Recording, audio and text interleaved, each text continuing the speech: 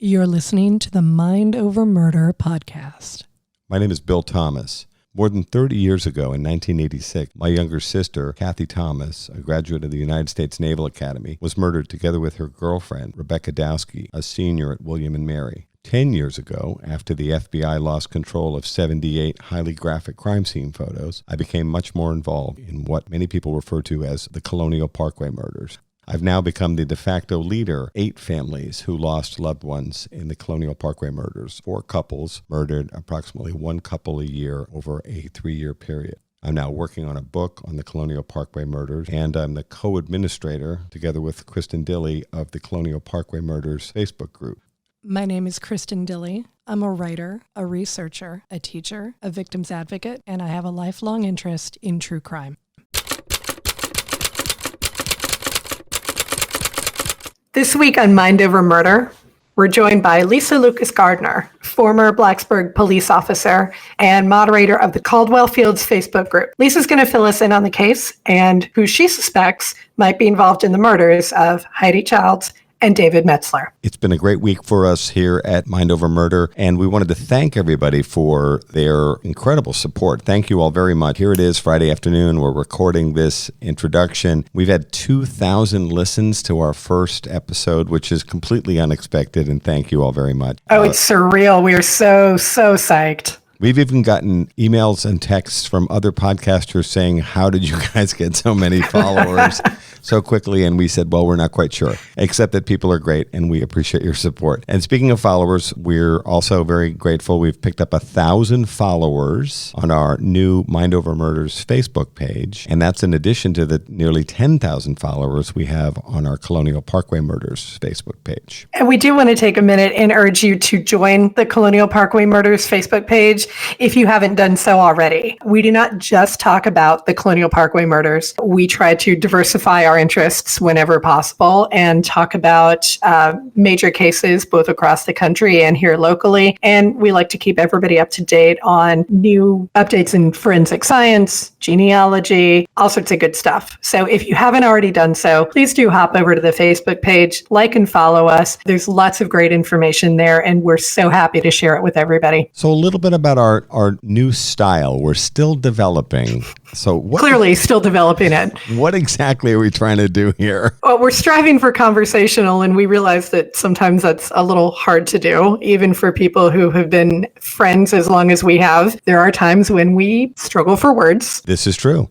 And we're trying something new here as well. When we recorded our first few episodes of Mind Over Murder, we did those at Kristin's home in Virginia. Now, of course, I'm back up in Connecticut where I live, and we're doing this remotely, which is an interesting technological challenge, shall we say. We just spent about an hour wrestling with Skype. So yes, it has been a very interesting technological challenge in a lot of ways.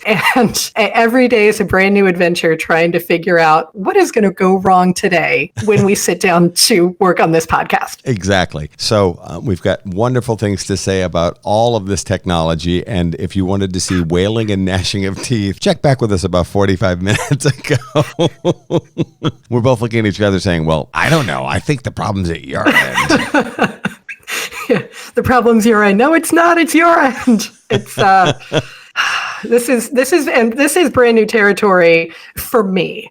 Bill has done a number of podcasts as a guest at this point. Everything from Nancy Grace to so many podcasts at this point that I've lost count. But for me, this is a brand new venture. This is a brand new world. I teach, so I'm up in front of people talking every day, but certainly on a podcast for everybody to hear, brand new territory. And there will be times, I'm sure, when I sound incredibly self-conscious because I'm suddenly aware, 2,000 people are going to listen to me, possibly more. Possibly more. Possibly more. Hopefully more. And before I forget, Nancy Grace, by the way, was incredibly nice and really gracious. I thought she was going to be scary, and she turned out to be the nicest person, both in person. We had a chance to chat at CrimeCon and on the podcast. She was absolutely great. And so I can't say enough nice things. She's nowhere near as scary as I thought she was going to be. Well, and I've heard that. I've heard that she's much, much nicer than you would think she is. So it's good to know that's the reputation. I think the only people she's not nice to are criminals. One other thing that we wanted to touch on was people are asking us about what cases we're going to be covering. Our intention is absolutely we're going to be talking about the Colonial Parkway murders in the future. But what we're trying to do as we find our rhythm here is talk about some other cases in Virginia and across the country first. We promise we will come to the Colonial Parkway murders eventually. And then finally, before we get started here, there's been some news on the Smart case in San Luis Obispo, California. A story broke a couple of days ago that the Smart family had been contacted by a retired FBI agent who had given them the heads up that there might be developments in their daughter's disappearance. You may recall that she was the young college student who disappeared at Cal Poly in San Luis Obispo. I think it's 23 years ago now. Very, very sad case. A lot of unanswered questions for the family. And then the FBI released a statement saying that they had spoken to a retired FBI agent and that no new information would be forthcoming. I think a lot of people took that rather literally. The FBI never said what the information reported was incorrect. What they said was that the Smart family had spoken to a retired FBI agent.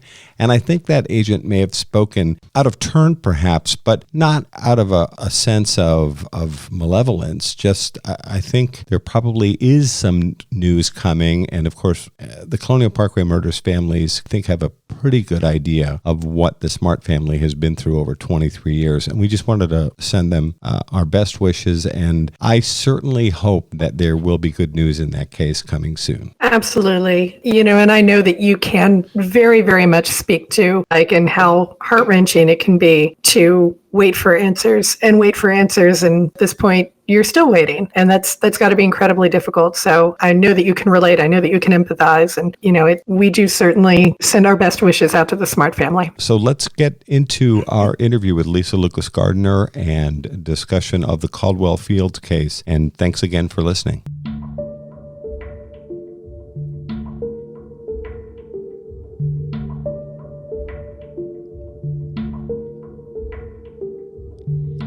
Welcome to Mind Over Murder. This is Kristin Dilley. And I'm Bill Thomas. And on today's episode of Mind Over Murder, we're joined by Lisa Lucas Gardner, a former law enforcement officer, attorney, and teacher, now turned victims advocate. She'll be talking to us about the 2009 murders of Virginia Tech students Heidi Childs and David Metzler in Blacksburg, Virginia. Lisa, welcome to Mind Over Murder. My name is Lisa Lucas Gardner, and I'm originally from Blacksburg, Virginia. And I've been in the law enforcement or legal field for about 40 years. I started originally up around Washington, D.C., as a police officer, and I was there until, 1987. And then I moved back down here to Blacksburg, and I got on the Blacksburg Police Department, and I was a uniform patrol officer. And after that, I got accepted to law school up in Boston. So I went to law school in Boston and have a JD, a Juris Doctorate of Law from New England School of Law. My people from Massachusetts. I love it, man. It's my favorite place in the world besides Blacksburg. But after I graduated from law school, I didn't really have an interest in litigation as far as an attorney. I'm more of a constitutional law scholar. I love the Constitution, and I've studied it intensely. And I decided to rather teach at colleges or universities rather than go into litigation as an attorney. So I moved back here to Blacksburg, mainly to take care of my mother. And once I got back here, I taught at Radford University and New River Community College and American National University and a few other places that have just been mostly law courses. So my background goes, like I said, 40 years now of just being in policing or around law in the legal field. And I've just always maintained my, interest in law enforcement and law over these years. Can you go ahead and just give us an overview of the case? Sure. I had come back here in 1998, and as a native of this area, my family's been here since 1738. They were original settlers and pioneers to this area. and in particular, probably just 10 miles or so from the Caldwell Fields where these murders occurred. So my ancestors and roots run deeply in this area. I think the first thing that happened was as we call it, the massacre at Virginia Tech, where all the Virginia Tech students were killed. That was just a short time, a year or two before the Caldwell Fields murders. So that really sent a shockwave through our community that Blacksburg is such a beautiful, wonderful, safe, innocent type of town. And when the Virginia Tech killings happened, it really just shocked us. So right after that, I would say we were still recovering as a community from that tragedy. And when the Caldwell Fields murders happened with Heidi and David, that really even touched us more personally because it was an extreme act of violence committed in our lovely mountains that are normally serene and peaceful, and a lot of hikers go into that area to Caldwell Fields and Pandapas Ponds and the Cascades, waterfalls, and the Appalachian Trail. All of that is in that area. So when we heard about it initially on the news that morning, it's just like, no, this could not happen here. Just like we thought about Virginia Tech, it just could not happen. It has to be a bad dream or unbelievable. So as a former police officer, and I guess personally, it really just cut me to my heart of saying this could not happen in my backyard. In 2009, you were not working in law enforcement by that point, correct? No, I was just teaching then. I was just teaching on my general law courses and just a regular member of the community. And like I said, we were still recovering we were numb still from Virginia Tech. So I was just a regular, normal citizen resident of this area and a local person. So as soon as that happened, we were just shocked and numb by an act of violence like that happening here. So about a week afterward, during that time, the first week, I still had friends who were police officers actively on Blacksburg Police Department and the Montgomery County Sheriff's Office. So I was able to speak with them personally as one of them, just kicking around our theories of who did this and why and how. And about a week later, that's when I decided I would create the Caldwell Fields Murders Facebook group, just to try to get some hints or clues. So you had a goal in terms of setting up the Facebook page with an eye towards generating tips, that kind of thing? Yes, and actually, if we think back, Facebook was fairly new then. A lot of people weren't on Facebook, but those of us who were, it was a good way of disseminating the information and getting it out there and trying to get some clues or hints from people, and also to try to calm people in the area. I mean, I had sons, and they were routinely going over these recreational areas on dates or whatever. So it was sort of to calm the fears and the panic, to let everybody know that it was okay or it wasn't okay, that we still had a killer out in these areas, and to be very careful of where you went. Was there any involvement with the page from Heidi or David's families initially, or was this just something that you went ahead and set up? No, I just did it on my own. And in fact, the whole time it's been very odd that Heidi's or David's families haven't really been, and I guess it's the shock of everything, actively, openly, visibly involved in this. There weren't any posters put up, or there weren't any T-shirts made. There wasn't any advertising or publicity of this crime. It's like it happened and then it shut up. Why do you think that happened? It's very odd. Because me, of course, if it happened with my kids or whatever, I everybody handles things differently. But, I would do the posters, I would do the flyers, I would do the advertisements, I would do the T-shirts, I would stand out on the side of the road with a poster. I would do anything I could, and none of that happened here. And I just could not understand that. But as I said, not criticizing or judging how people handle their own business or the grief or the shock. None of that happened here. And the only thing that really happened here, no billboards, nothing happened. There were some posters put up around, this area, the New River Valley, or at the Sheriff's Department or at the Police Department. Just a flyer, not even posters, just like a Xerox copy of a sheet. So this was it. Strikes me as strange. What did you make of the lack of publicity? I figured they had a suspect from the beginning, and there wasn't any reason to go through all that trouble, or because if they knew who did it, then it's like, okay, why are we even going to waste ink on the paper? Why are we even going to waste any money at all on anything? And now this was a week into it, of course, but it turned into a month or a year. And I just figured, well, they know who did this. This is why there isn't any reason to waste the money or the time or the effort. So that was very odd. That's the only thing I could come up with, because especially Heidi's father was a Virginia State trooper then, and police officers, speaking as a former police officer, were very dogmatic or spiteful, vengeful.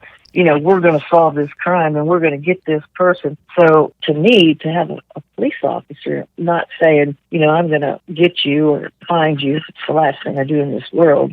There was no publicity. There were no media events. There wasn't anything happening. Now, it's funny, you would have been pretty well connected in Blacksburg, being from the area originally and having served with the Blacksburg Police Department. Sometimes in the Colonial Parkway murders, we found that institutional interest superseded investigative priorities. In other words, well, in our situation, my sister Kathy had been at the Naval Academy and was serving in the United States Navy until a few months prior to her death. Rebecca Dowski, her girlfriend, was a student at William and Mary. And be honest, as always, the United States Naval Academy and William and Mary wanted nothing to do with the murder of Kathy Thomas and Rebecca Dowski. Do you feel like we have Blacksburg or Virginia Tech? Virginia Tech. Yes, Virginia Tech. Virginia Tech, we had this massacre a couple years before, so the limelight had been on this institution. And then the next thing you hear, if you're a student that you're thinking about coming to school here, or parents or whatever, the next thing you hear are two innocent, beautiful, young kids are violently murdered like this. Right away, it's bad publicity, and they really did, I think, downplay it to the point that we have a sense of Hokie pride here. Hokies are Virginia Tech mascots. The Hokie community is very, very close and very, very strong. And you'd think that these people would be out there advocating or pushing and saying, we're going to find out who did this to these Hokies, if anything at all. But it was really quiet, hush-hush, and the only thing I could come up with is that they had a suspect, and that's why they weren't putting the effort into it. I went out there the day after it happened to examine the crime scene and look at it to get an idea of what exactly was there, and I looked at the evidence that was still left behind, such as glass, window glass and stuff in the vehicle and things like that, and where the vehicle was parked and everything to have an idea. But even that next day, they still weren't out there. I mean, you'd think the crime scene would be taped off and they would be going over it with a fine-tooth comb. And can you describe what the Caldwell Fields area actually looks like for those of us who haven't been out there and haven't seen it? Can you just give us an idea of what that looked like? It's in the Jefferson National Forest, which is about 10 miles from the Virginia Tech campus itself. So it's a very mountainous area. It's very beautiful. It's not developed. It's wide open national forest land. The thing is once you turn off of the main road, which is Route 460 that runs toward into Giles County or toward West Virginia, right at the very top of Craig Creek Road, this is the road that the Caldwell Fields is on, there's a public shooting range there. And it's open year-round, and it's not monitored. There's not any kind of documentation of who is there. And local people just go out there and shoot our weapons and sight your weapons in for hunting season. And people who have weapons, any kind of weapons, AK-47s or shotgun, you can just go out there anytime. Once you turn onto Craig Creek Road, there's a shooting range there. And then from there down to Caldwell Fields is just a narrow road, isolated residences maybe a mile apart from each other. It's rural, it's country. And to get down to Caldwell Fields, it takes you about 10 minutes or 15 minutes to drive down this one-way road. And part of it, even down to Caldwell Fields, wasn't even paved at that time. It was just gravel. And once you get out to the Caldwell Fields, there's 3 different camping areas where people go to camp or have, some sort of retreat or activities. And, of course, you have to get your permits through the ranger station, the Forest Service ranger station. But it's surrounded by wide open meadows, and there's a creek that runs through there, the trout-stocked creek, and then probably 400, 500 yards away from the parking lot, there's a big mountain range. So it's a wide open space. I've got pictures on the Caldwell Fields murder site of, the actual location. It is so isolated that, you just wouldn't happen across it. If you were to turn down this road, you wouldn't know where you're going or where it ends up or where it leads to, if anywhere at all, especially once you hit the gravel. Just not venture down that way by accident. For local folks, kids and that sort of thing, is this a place where people would go to party, to make out? Yes, I'll sometimes use the expression here that we have.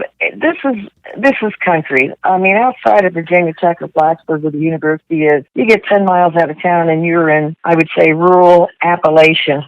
And we have, partying good old boys, country boys that ride around in their pickups and drink and shoot the guns, hit the mailboxes with baseball bats, shoot guns at the street signs, an area that type of activity happens and people would not think any different from it. And in fact, if they heard gunshots in that area or high-powered rifle sounds, they would think that it was probably someone shooting up at the shooting range. It wasn't hunting season yet. It was only August. But in that area, you do have a lot of deer hunters. And there's people who, illegally shoot deer. Who aren't supposed to, but spotlighting, the country boys will ride around their trucks and hit a spotlight on a deer and, take a chance on shooting deer. And so the local people, if they heard gunshots, it wouldn't be anything out of the ordinary. So the spotlighting activity and that sort of thing, are you saying people would not be that respectful of things like the start and end of hunting season, but might hunt year-round? No. The law-abiding people who are in the community, the upstanding citizens, the good hunters, people who have guns and buy the permits and things like that, we follow the rules. I'm a hunter myself. But then again, you have the good old boys or people who don't follow the rules who think, it's worth it just to go ahead and spotlight a deer and shoot a deer and as long as you don't get caught, you're okay. We do have game wardens, of course, and if you do get caught, you get in a lot of trouble. But if you're young, 20 years old, 18 years old, you're not joyriding and drinking and having a good time, then it would be out of the ordinary. But otherwise, it just happens that way. Now, how much activity would have been generated by the firing range? Do a lot of folks make their way down the road to go and test fire and check out ammunition and make certain that they're accurate and ready for use? Yeah, that's open, all the time. There aren't any gates or anything like that. You just pull in and you do what you want to do, and it's not monitored in any way. There's no sign-in sheets or cameras or anything like that. No one staffs the place. It's not like there's somebody there. It's wide open. And at this time of year, August, it wouldn't be out of the ordinary. It's pretty early still. Hunting season doesn't open until November. Usually start fighting in their rifles and things like that, October, November. But it's not out of the ordinary either here still in this rural area to have people driving around with rifles and shotguns in their vehicles, especially pickup trucks with gun racks up in the back, in the window. It's normal to have guns here because you don't know when you're going to need a gun, not for violence, but mostly for animals. A lot of deer are hit here on the highway, things like that. So a lot of people just have their guns with them just in case they have to put down an animal or something like that, but not for personal protection.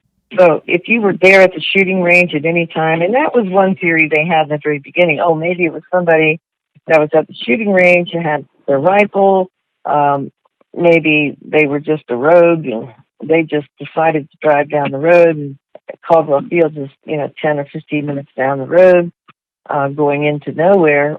They came across Heidi and David, and they already had their rifle with them. We're under us local people who live here in the community are under the impression, or we believe that this was not a stranger to this area who did this. Can you expand on that a little bit more, Lisa?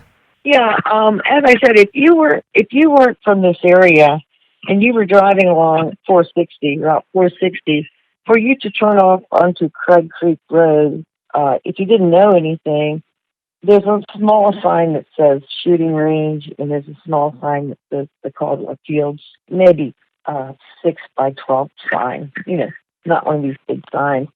So for you to turn off onto this road for any reason, it just really wouldn't happen. You wouldn't do it because it doesn't seem to be anything that's standing out. It's not like there are any stores around there or gas stations or anything like that. But for someone to go down Craig Creek Road in the first place would be very odd.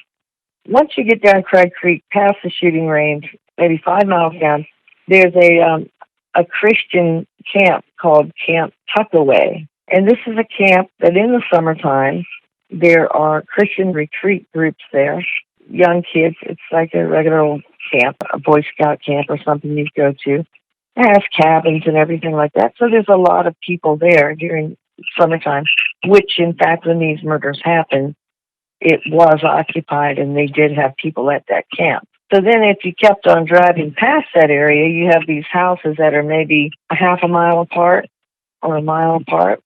There's no roads or streets that turn off of Craig Creek Road.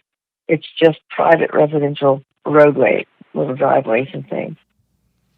So to go another 10 minutes past the Christian camp, there's nothing there at all. Does the road stop, or does it turn into a dirt road or a path? Well, at that time, it had turned into a gravel road down in that area.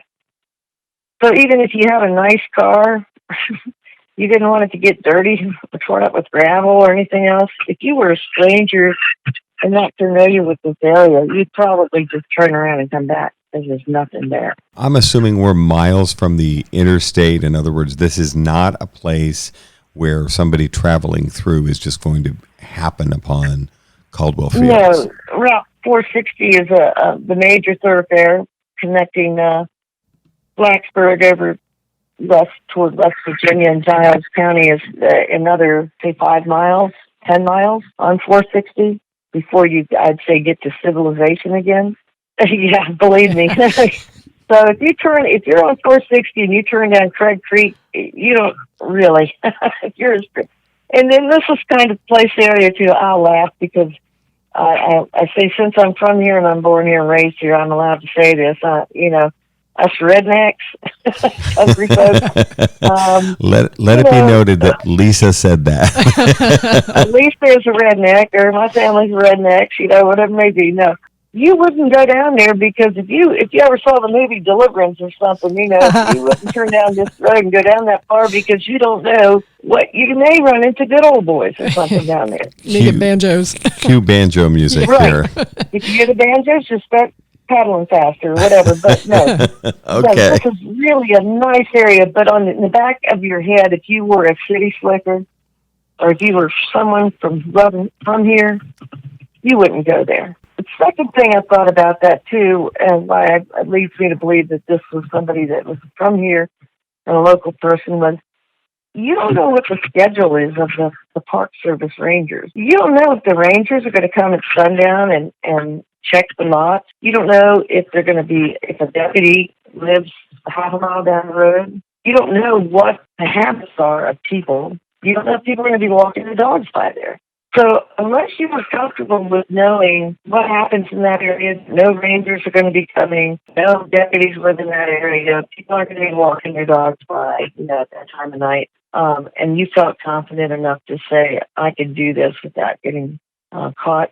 So that's why I kind of believe that it's not a stranger. It's not somebody we threw up the idea up first once, too, thinking, oh, this is a serial killer because he took trophies. He took trophies of the crime scene, such as the cell phone, the pocketbook, or Heidi's ID lanyard and things like that a lot of serial killers do. However, it just added up. It didn't add up with all the other things to say, no, this is not a stranger. This is not somebody that's familiar with this area. I think that from the very beginning, from the very beginning, I believe that they know who did it, or they have an idea who did it, and they're just trying to persuade or prompt somebody to come forward that has the nail in the coffin, that has the bit of evidence that they need. Talk to us a little bit about the DNA evidence that was found at the scene. Yes. I know they didn't talk about that until 2012, but talk to us a little bit about that DNA evidence. Yeah, that was odd. Now, of course, DNA has made a lot of advancements, and a lot of new things have happened since then. But, right at the very beginning, you think, you don't show all your cards as an investigator or law enforcement, but you do kind of say what you do have to persuade the person to turn themselves in. And from the very beginning, from what I heard, how the crime occurred, there wasn't an opportunity for them to recover any DNA. There doesn't seem to be any transferable evidence. We always say at a crime scene, you always leave something and you always take something away. The way the crime occurred, or the distance between the victims and the suspect, no transfer of evidence that we know of. They didn't say anything about DNA. DNA wasn't even mentioned because it wasn't even possible. So how the crime occurred. What do you make of the fact that the DNA evidence discussion comes up 3 years later? Kristin was kind of, I think, hinting at that. So, the crime occurs in 2009. 3 years later at a press conference, the law enforcement investigators are talking about DNA. What do you make of that? Not an expert investigator, but I've investigated crime scenes, and I thought it was just a bluff. Since the reward at that time was either $50,000 or $80,000 by then, no one had come forward. It didn't smoke this guy out of the community, the reward, this and that. I think that they were at wit's end of how are we going to get this guy? And maybe it was perhaps just a bluff to say, we have DNA, more or less say, turn yourself in. Go ahead. That's the only thing I can come up with, because I can't figure out how they have the DNA or how they recovered the DNA, if they recovered it, and why they didn't say it earlier, release it earlier. The only thing that they did about DNA was they did a voluntary, search of local residents. They asked people in the area of Caldwell Fields, the residents who lived in that area, to submit samples of DNA, if they were willing. What's your take on that? That step, they know it's somebody. They know it's somebody local. But that step would imply that they have something to compare it to. That's exactly right. So I'm going, okay, you go, well, do they have it? Do they not? But also with the progress now of the family DNA, I think that what they were doing also at that time was trying to collect what they could from who were in that area at that time, in order to maybe, we didn't know what was going to happen in the future with DNA, but to have some sort of samples of people who were living in that area at that time. And just like me, I'm a Lucas. My ancestors are Lucases, and we've been there for so long now. It may be a distant cousin of mine, and I'm I'm all for the DNA databases and things. But so they just tried to collect what they could at the time, thinking that it would be good to have it in the future, or have it compared to something in the future. Why do you think the case has gone unsolved for so long, Ben? If they have evidence, and obviously, we're pulling for law enforcement's success in this case and others, why do you think it's gone 10 years? Well, there's all kinds of theories. And I beat my head against the wall. I'm not law enforcement. I'm not the victim's family. I'm sort of like an outside third person approaching this from a different point of view. Just a concerned citizen of the community trying to say, this is such a terrible thing that happened. And I've said, I'll keep following it until the day I die. And I drive past that road quite often. And it's just on my conscience and on my mind all the time to say, no matter what, it's the last thing that I do in this world, I'm going to find out who did this one way or the other. So I've thrown out all kinds of theories. You can't look at it just one way. So I've said, myself and other people have said they've thrown out names of people too. In fact, some people have even said that they've witnessed an argument between a couple of other guys back, when this was hot, and people were accusing other people or saying they know who did it or this or that. There was a time that it got so quiet for about 5 years. We thought, well, yeah, Virginia Tech doesn't want this to get out, doesn't want the publicity. And then maybe it's a cop. Maybe it's a political figure. Maybe whomever the suspect is, they're tied somehow to law enforcement or some sort of local political figures or whatever, that they don't want to solve it. Keeping it quiet and not shining the light on it. And still at the 5-year mark, there weren't any. I do a candlelight vigil every year. I go down there on the date. I do a candlelight vigil. And I think at the first year anniversary, maybe 10 people showed up, people from the community. The families live a couple hours from here, and of course it's painful for them, but they didn't show up. And the law enforcement people didn't show up. The sheriff didn't show up. Virginia Tech people didn't show up. No one showed up of prominence. And then over the years, the second, third, fourth, fifth, sixth, seventh, eighth, ninth years, no one showed up. Just me. Does it feel like the community or some elements of the community are keeping their distance from the Childs Metzler murder? Yeah, you don't like to acknowledge it or remember it or bring it back into the light. But the only time someone showed up is I was there by myself. And when I go down there, it is very isolated. You're out, this suspect, I thought, criminals, they return to the scene of the crime, do things like that. And I thought, I'm sitting here by myself. I have a concealed weapon permit, so I always have a gun with me. But this guy used a high-powered rifle to kill these kids. And he could be sitting up in the woods and have a bead pointed on me at any time. And since I'm the one making noise or trying to bring attention to this, I've thought many times when I've been out there that I may be murdered myself. From a distance, Sure. Yeah, because if no one else is there. However, I thought, well, maybe the police are there, maybe they're hiding in the bushes. I'm not certain based on the law enforcement support for the Candlelight Vigil. Right. Well, I'm hopeful. I'm optimistic and say maybe they're sitting there with binoculars looking to see who comes back to the crime scene or whatever. Well, certainly in the first few years. Right. I was there maybe several years later, and this one car came driving up the road, and it was a black car. I figured, who drives black cars, guys? First impression. So that's your first clue. Who drives black cars? Law enforcement? Okay, yeah, duh. Okay, so this lady gets out, and she comes up to me, and she says, hi, and I'm hi, and she said, oh, yeah, I live down this way. It cuts through to Roanoke, or she works down that way, and that's one road that she takes. And so we were talking about it. I think she was just feeling me out, who I was and what I knew.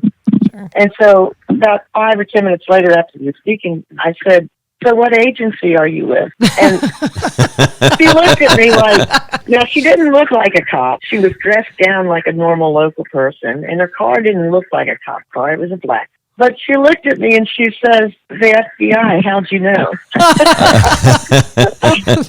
And so I laughed and I said, a former police officer, I said, I'm very observant and, my intuition of things. But how I figured it out right away, her keys were on a lanyard that was like crime scene tape, yellow. So I knew how it was. That might be a giveaway. Yeah. Right. So I looked at the keys, lanyard, and I looked at the car, and I said, yeah, who are you with? And she says, FBI. So anyway, she was the only one that I think it's funny that here you are, a former law enforcement officer, attorney, and someone, very plugged into the community, and this woman comes along and you're kind of sizing her up, and at the same time she's probably sizing you up too to figure out who is this person. And well, they know who I am because it's on Facebook. It's a Candlelight Vigil every year. It's advertised, so she knows who I am, but I don't know. Would she have been out of the Richmond? Would she have been out of the Richmond office for the FBI? Well, Roanoke, I guess. Roanoke, okay. Yeah, Roanoke is the closest big city to us, which is 40 miles away, or whatever. Right. I love the two of you kind of doing this little dance.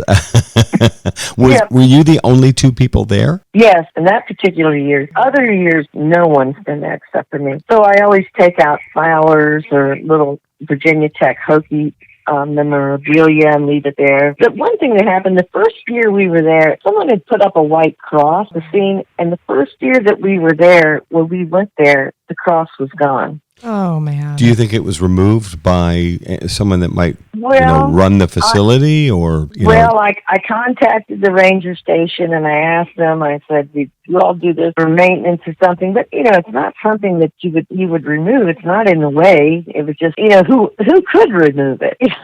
Well, just remove it. It's part of the Jefferson, is it part of the Jefferson National Forest? Yes, uh-huh. So the forest rangers have jurisdiction, National Park Service rangers, am I correct?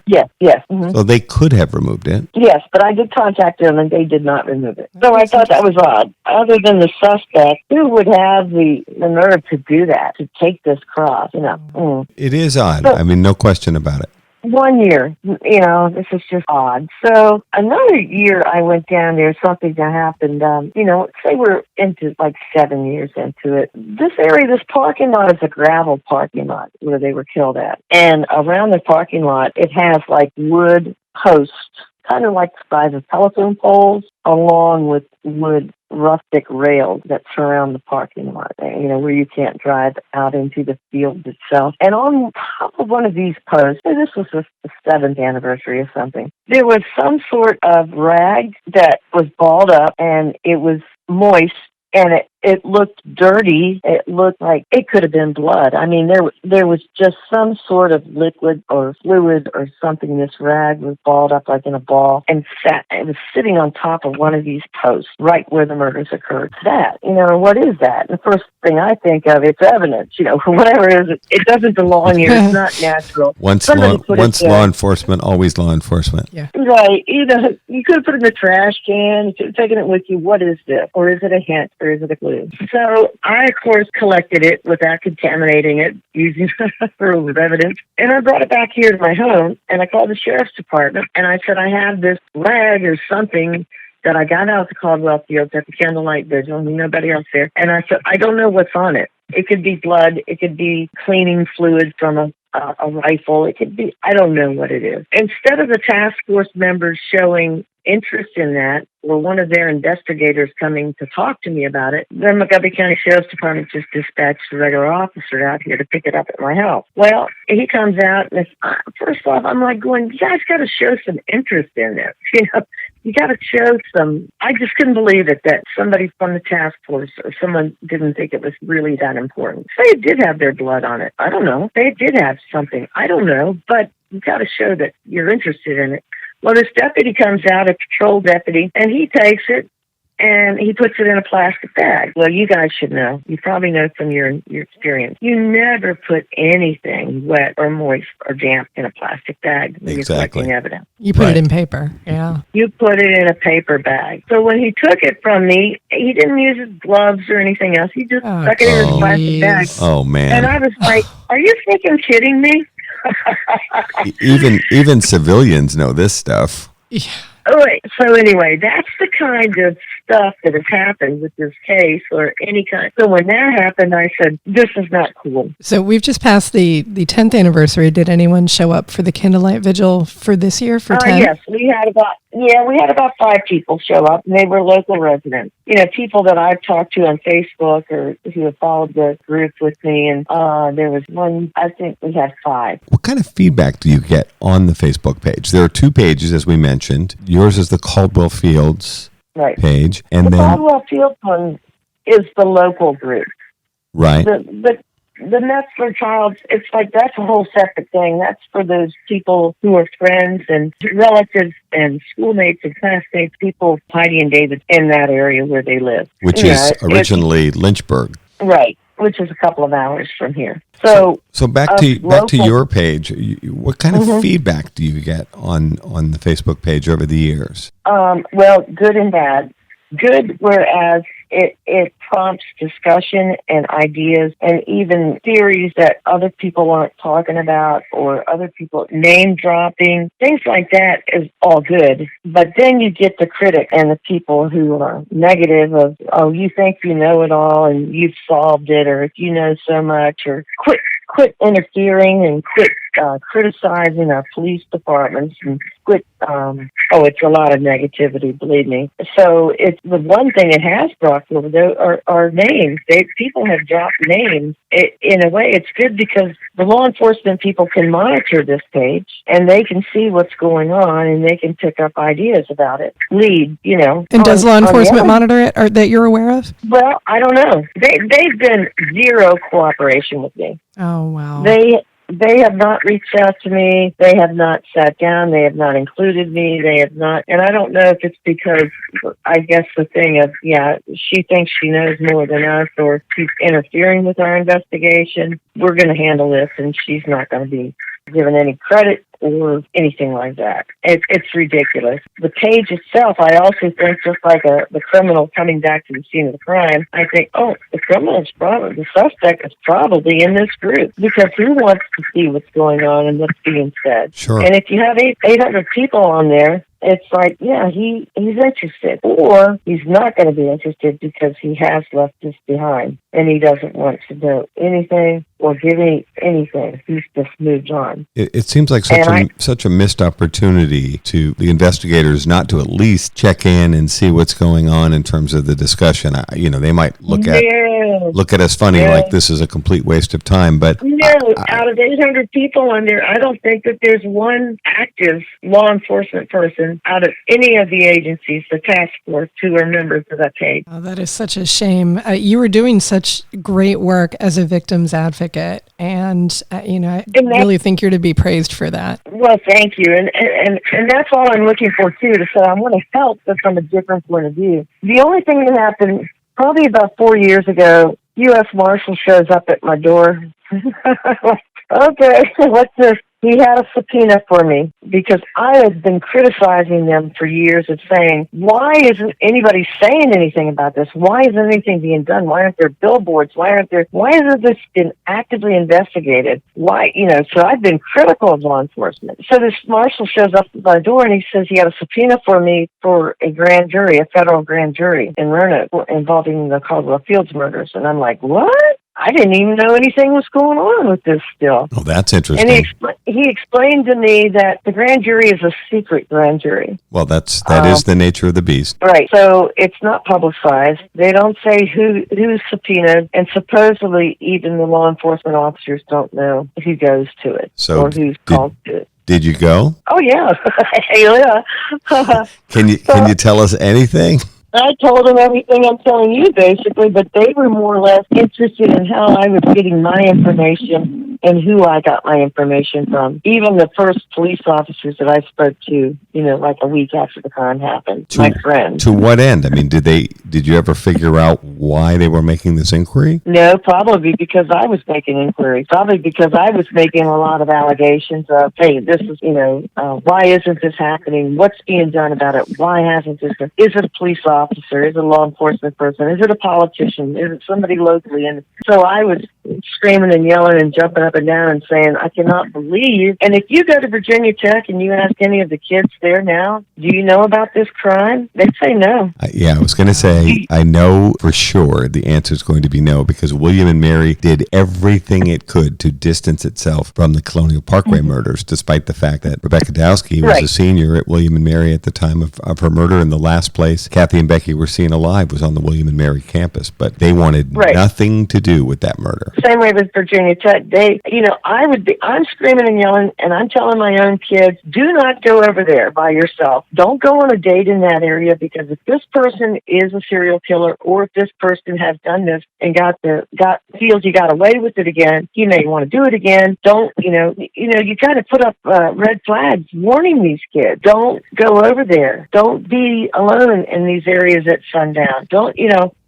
There's been nothing said at all at Virginia Tech, period. What would you, if you were to talk to law enforcement and say, hey, I have a recommendation for next steps, what would you recommend that they do for next steps to move this case forward? Well, the first thing I'd ask is if they have vetted and interviewed and completely eliminated this person who I think is the suspect. That person who has moved away from here, who has developed a new life. He's 10 years older. He's married. He's got kids. He's got a good job. Have you all completely made sure that he has an alibi? And have you interviewed the crazy nut witness who was supposedly with him and completely eliminated or know that he fabricated his story? Are these two guys completely, do you have his DNA? Have you asked him for his DNA? The most obvious one that we think it is. And there's still good old country boys here in this area who are still talking about it. Have you guys really eliminated all of these people and gotten DNA from these who people have accused people of doing it? Do you think this case can be solved? Absolutely.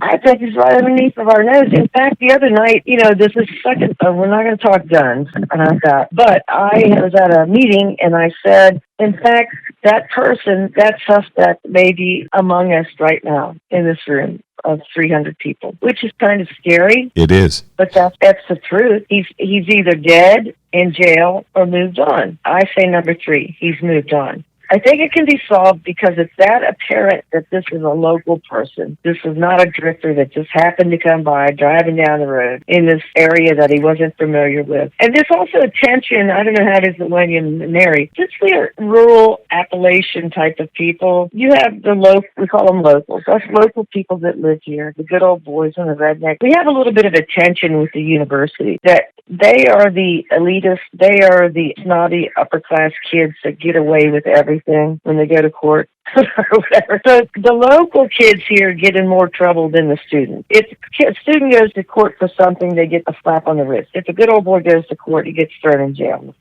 So there is a tension between local good old boys and college kids. And that may have been the wrong place at the wrong time. If this guy or these guys were out riding, driving around, they were drunk or they were high and they had their weapons, and they came across these two Virginia Tech students that were just uppity up, perfect daddy's boys and girls, Yep. There is that sort of animosity or hostility toward tech students. Well, we can't thank you. We can't thank you enough, Lisa, for taking the time to talk with us. And if it's okay, we'll circle back with you as things unfold. Absolutely. I look forward to it. And as I said, it is solvable, and it's when it is solved, it's going to be like it was right there, right in front of our nose. Absolutely. And Lisa, thank you so much for the work that you have done on this case. Your advocacy is, really to be praised. And, thank you so much for just doing everything that you can to keep this case in the media the way that you have. Well, thank you. And the only other thing is I have contact with Heidi's mother occasionally.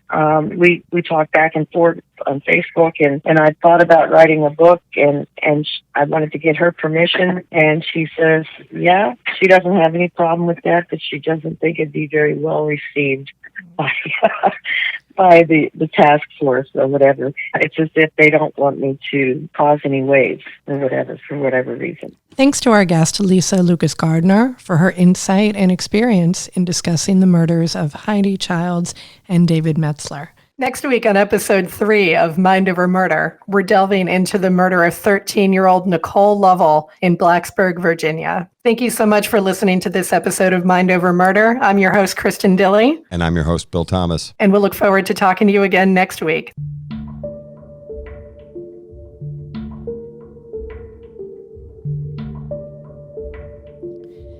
Mind Over Murder is a production of Absolute Zero and Another Dog Productions. Our executive producers are Bill Thomas and Kristin Dilley. Our logo art is by Pamela Arnois. Our theme music is by Kevin MacLeod. Mind Over Murder is distributed in partnership with Crawl Space Media. You can follow us on Facebook, Twitter, or Instagram. You can also follow our page on the Colonial Parkway Murders on Facebook. And finally, you can follow Bill Thomas on Twitter at BillThomas56. Thank you for listening to Mind Over Murder.